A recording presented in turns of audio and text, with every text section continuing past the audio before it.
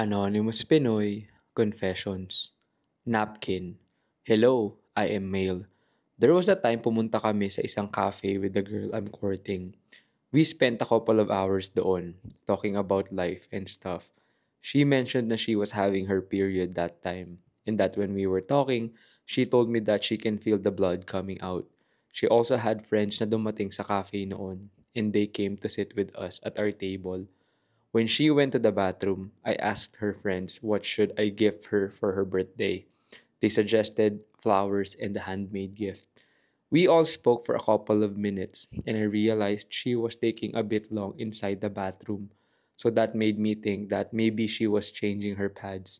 Eventually, she came out. After a minute or two, nagpaalam ako na o-order ako ng additional na drink. Pero ang totoo, dumiretso ako sa banyo.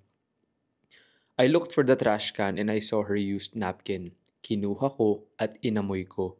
Shit, ang sarap pala. Ganito pala ang amoy ng puki niya. Marami siyang dugo sa pad noon at inamoy ko. Wala namang amoy, pero grabe. May mga parts ng pad noon na mabaho. Kaya alam kong amoy ng puki niya yun. Plano ko sana iuwi yung pad kaso baka magtagal kami sa cafe, kaya iniwan ko na lang.